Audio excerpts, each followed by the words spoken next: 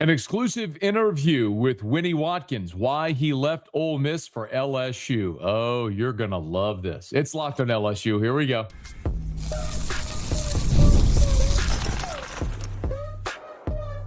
You are Locked on LSU, your daily podcast on the LSU Tigers. Part of the Locked On Podcast Network, your team every day.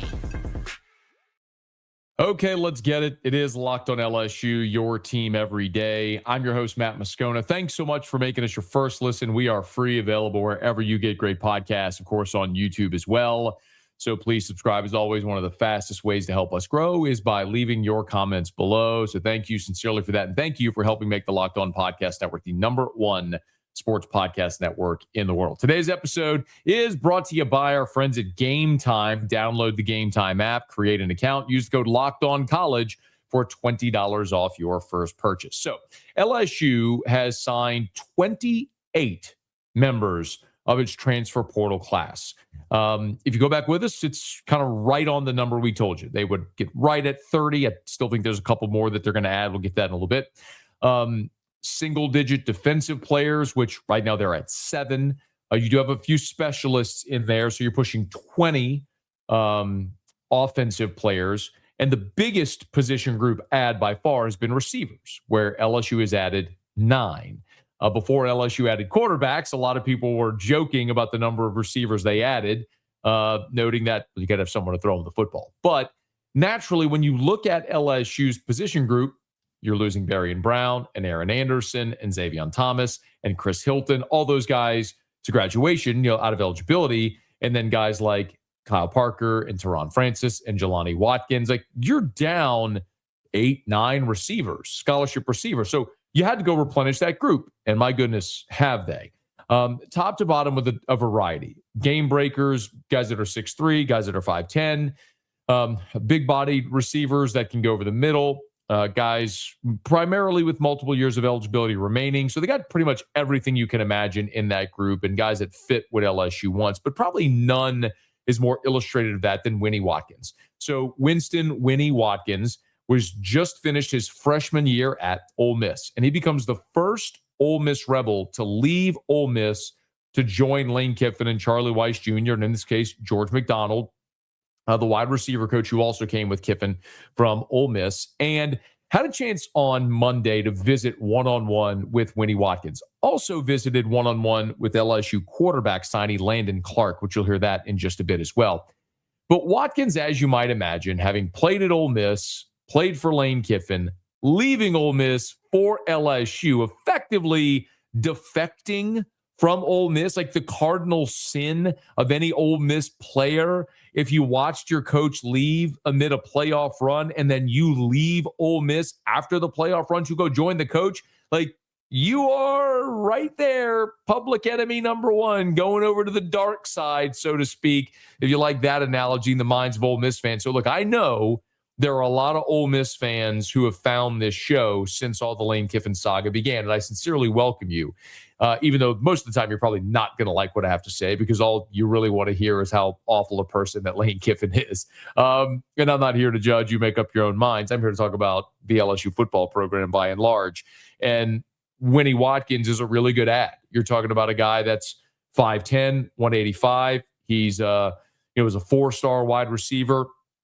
As a freshman, caught more than 20 balls, found his way onto the field in a really good offense, and has a super high ceiling. So there's a lot of reasons to like Watkins in this LSU offense, in particular because he already knows the offense from what he just went through at Ole Miss, so that transition should be pretty seamless. But he also has the perspective of having been both at Ole Miss and now at LSU. And if you're an Ole Miss fan, fair warning, you are going to hate this. But if you're an LSU fan, you might want to clip this, put it on every social media platform you can imagine, make it your ringtone, because I imagine there's a lot of LSU fans that are going to be belly laughing when they hear this. I asked Winnie Watkins about the decision to pick LSU, why he picked LSU instead of going back to Ole Miss. It was just really like the technology is just like time seems better than Ole Miss. Ole Miss is still like older to me. I would say like everything in the building just like the computers, the VR setup they got on for the facility is amazing. The treatment, the people, there's just so many resources that you could use that's just 10 times better than a lot of places. He basically just said Ole Miss is like a decade behind the times. If you're watching, not listening, it took everything within me not to just belly laugh when he said that, not to react. Almost like if you're a parent, you're a parent and your 4-year-old says a curse word and they're not supposed to say it, but they're just repeating what you said. And it's hilarious, but you don't want to laugh because you don't want to encourage the behavior. That was my reaction, trying not to laugh when Winnie Watkins said that. But listen, there is some truth to what he said. A couple of things. He mentioned the VR room, okay? And the reality is LSU does have a state-of-the-art technology there. It became famous, was made famous by Jaden Daniels. He used it before his Heisman season. He used it famously the week he got concussed by Bama when he couldn't practice on the field. He just did VR that week to get ready for Florida. And of course, that was the game that really elevated and propelled him to the Heisman Trophy.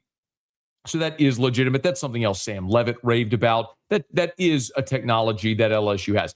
The training room, remember, for all the criticism Brian Kelly gets, and some of it's deserved, there's a lot he invested in the program. I mean, he put up $1 million of his own money for the roster last year and also put up $1 million for the athletic training room. If you go look at LSU football ops, on the backside of football ops that faces the practice field, there's that new wing. Well, that's the athletic recovery and it's the athletic training room on the backside with all of the state-of-the-art recovery technology. Brian Kelly put up $1 million of his own money to go toward building that as well. So LSU does have some incredible state-of-the-art technology. So Jack Marucci, the man founded the Marucci Bat Company, right? And Jack's been LSU's athletic trainer for decades, and now he's sort of he's got a new title now, sort of the advancement of technology and health. I forget exactly the title, but the point is LSU, that is something that's imperative, and they are cutting edge, and they're always tinkering. A lot of that is Jack. So I can understand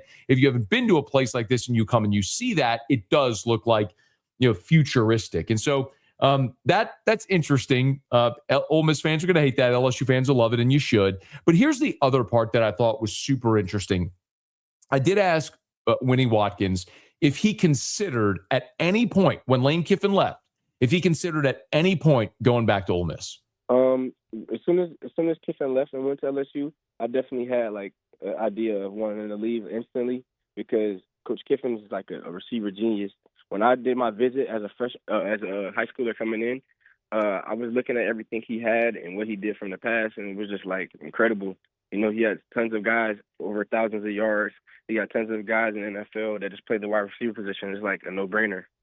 Is it going to be weird after playing for Ole Miss, putting on the purple and gold? Nah, yeah, for sure. I got on a sweatsuit right now, and it kind of feels crazy to me.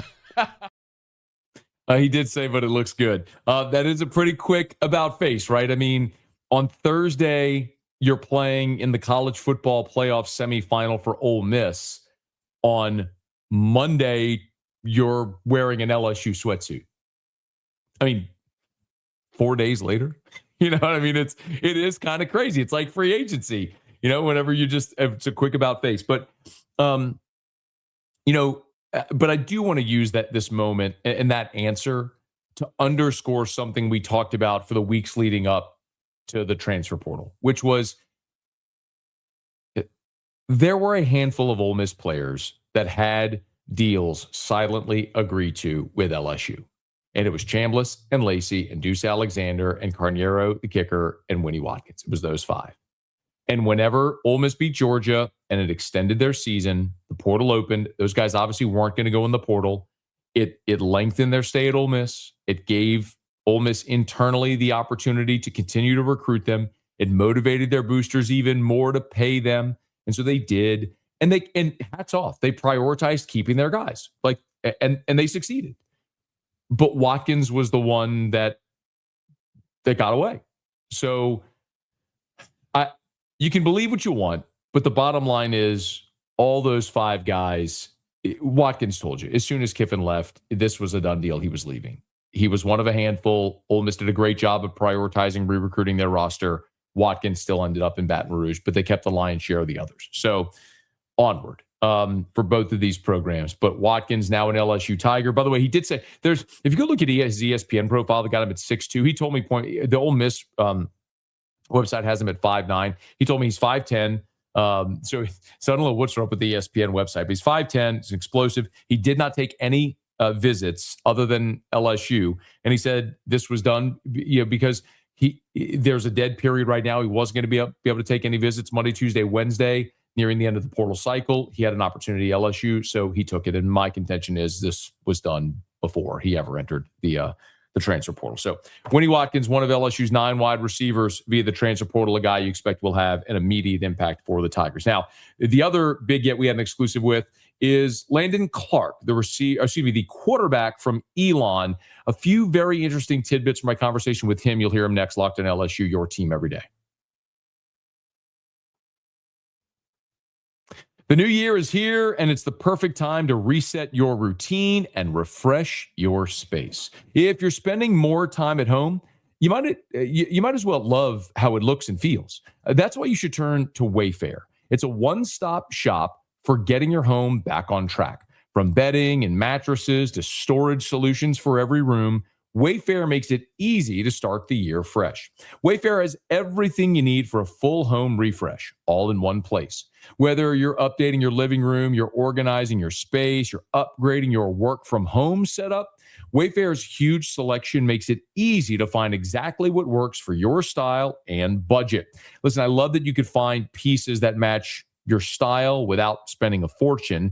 Shopping is easy. Delivery is smooth. Everything arrives exactly as expected. It makes getting back into a routine this new year feel a lot more manageable. So get organized, refreshed, and back on track this new year for way less. Head to wayfair.com right now to shop all things home. That's WAYFAIR.com. Wayfair. Every style, every home. I want to let you hear some of our tidbits from our convo with quarterback Landon Clark. But I do want to thank you again for making Locked on LSU your first listen of the day. Thank you for making Locked on the #1 sports podcast network. If you haven't already, please go check out the new Everydayer Club. Gives you access to an ad-free audio feed for Locked on LSU, compatible with Apple, Spotify, other major podcast apps, and an invite to the members-only Locked on Everydayer Club Discord server, which includes group chat just for listeners of this show. So please tap the link in the show notes if you want to learn more. So we talked to Winnie Watkins, also had a chance to talk to Landon Clark. Now, Landon Clark is the quarterback from Elon who picked LSU over Michigan, Kentucky, and James Madison. And I asked Landon Clark the same question I started with Winnie Watkins, which is, you had options, so why'd you pick LSU? Man, it's the hot place to be right now. I think it's one of the best. It's definitely the best environment in college football. I mean, as a 20-year-old kid, why would you not want to run out that tunnel into Death Valley? And I mean, just on top of it, the coaching staff, man, Coach Weis, Coach Kiffin. Why would you not want to play for these guys? I mean, these are the best coaches in the nation. Saw a video. Sometimes your players can be your best recruiters. And when Landon Clark, the quarterback who comes in, who bypasses Michigan, by the way, he said point blank that the LSU offer was the one he looked forward to the most. And the reason he took the LSU visit last was because of Charlie Weis. So Charlie Weis was still going back and forth with Ole Miss and LSU. So he wanted to be at LSU when Charlie Weis was here. And as a matter of fact, that was one of the things that probably stood out the most. Because it was illustrative of what the last several weeks have been like with the offensive staff going back and forth. We talked about the disadvantage it put LSU in with the staff going back and forth, because while you're trying to recruit and build the roster for 2026, you don't have your full complement of staff. And so, Charlie Weis, I think, deserves a tremendous amount of credit for trying to do right by Ole Miss and still fulfilling his obligations at LSU and trying to work really hard for the people that are currently paying him. And that's one of the things that Landon Clark said stood out the most. He said that the staff kept their word in the sense that everything they said was going to happen happen. So I dug deeper and I asked him, I said, can you give me an example? And he actually gave an example involving Charlie Weis. Listen. So, for example, they said, hey, Landon, we want you to come down here on Friday and Saturday so you can meet Coach Weis. Well, Coach Weis, obviously, he coached in a game Thursday night against Miami. They ended up losing, which sucks. But it's good for LSU because now he's all in. Right. And he had a long day of traveling on Friday. That was my first day there on that visit. And we went out to dinner. It was Coach Dane, the quarterback coach. We were sitting there. It was me, my family, another recruit, an O-lineman from Tennessee who actually committed. It was his family as well, the O-line coach, a couple other coaches, and Coach Weis actually showed up. And that really meant a lot to me. They were true to the word. You know, they said, hey, Coach Weis is going to be at dinner. You know, me, I wanted him to go rest. You know, he had just worked his tail off. I know the way that he is, the man he is, the coach he is. I know he worked his tail off. I wanted him to go home and rest. But seeing him show up to that dinner, it really meant a lot to me, and it showed how much that they really cared. I mean, what a great illustration of the work Charlie Weis did balancing two things, right? I mean, it's one thing for me to say it, that validation right there from a recruit who's talking about how much it meant for Weis to get off a plane after losing the national semifinal and go straight to dinner instead of going home with his family or going to rest.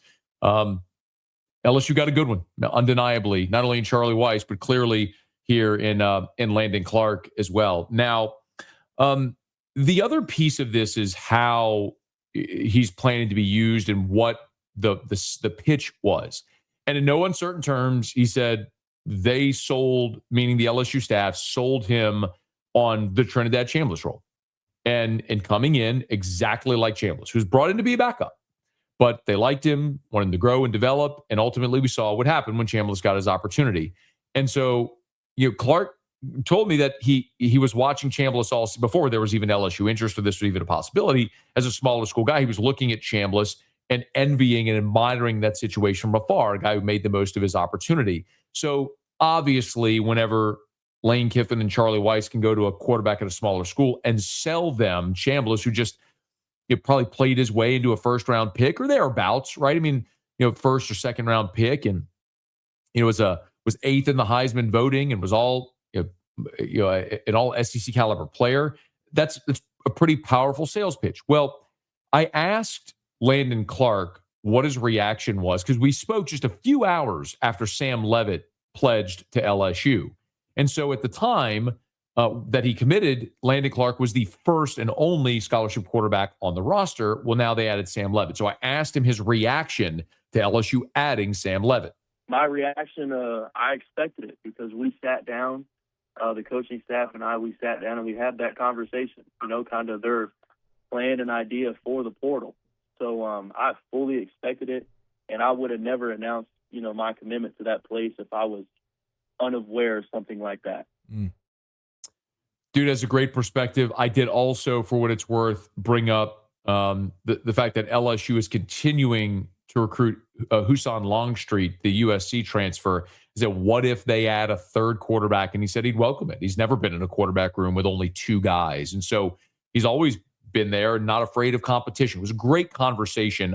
If you want to hear the entire conversations with Winnie Watkins or Landon Clark, if you go on YouTube or podcast and just search After Further Review, it's my radio show. You can catch the full interviews with those guys. Great conversations with Winnie Watkins and Landon Clark. And I've had an opportunity to speak to a lot of these guys, and we'll continue to bring some of the highlights of those conversations. So we appreciate it sincerely.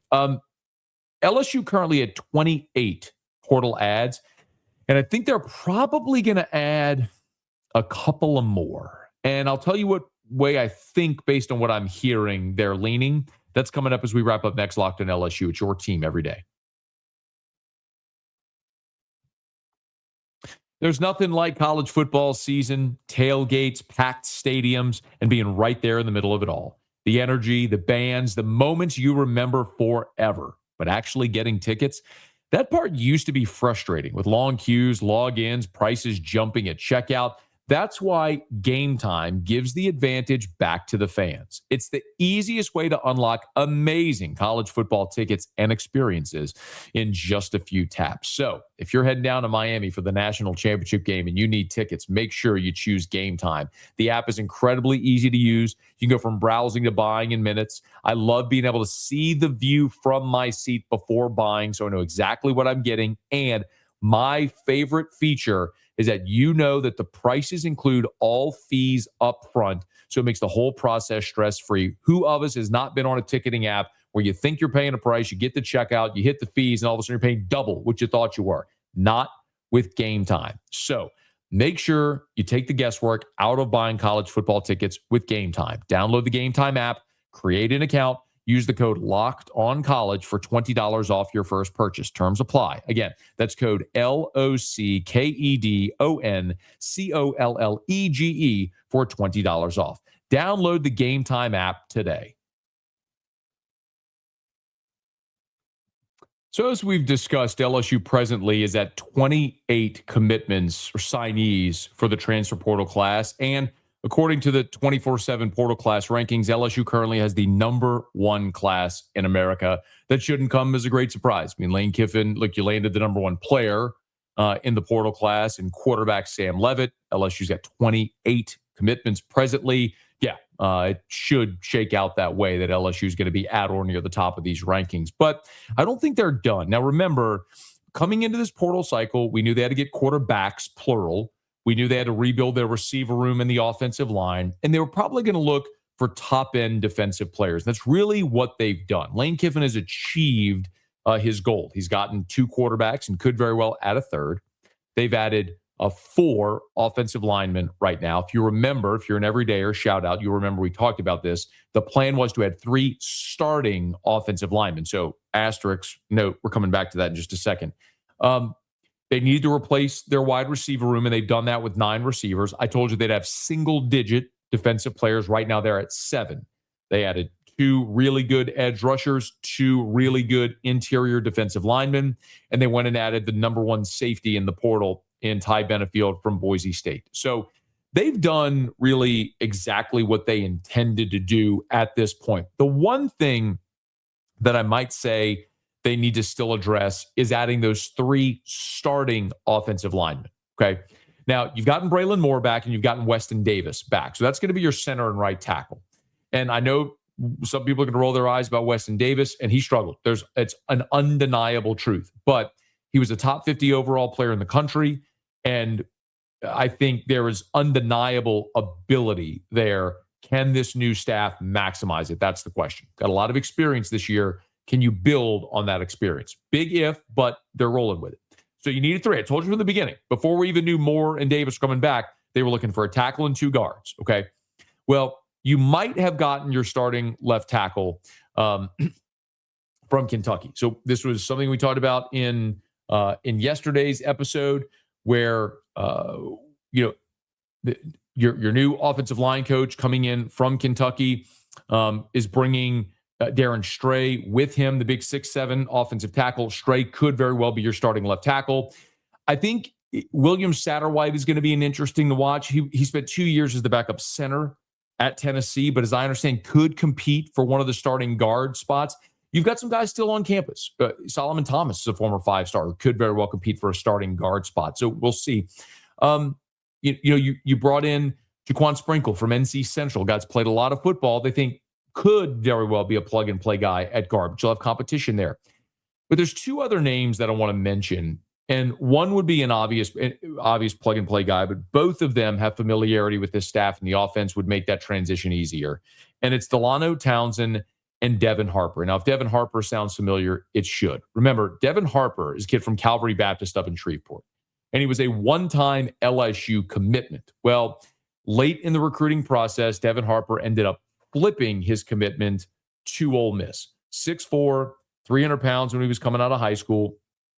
He was a 4-star. He was the number 84 overall prospect in America, the 6th best interior offensive lineman when he was coming out. No, forgive me. When he was coming out of high school, he was number 84 in the country, the 6th best interior offensive lineman in the country at a Calvary Baptist. He goes to Ole Miss, and now he has hit the transfer portal after being a backup.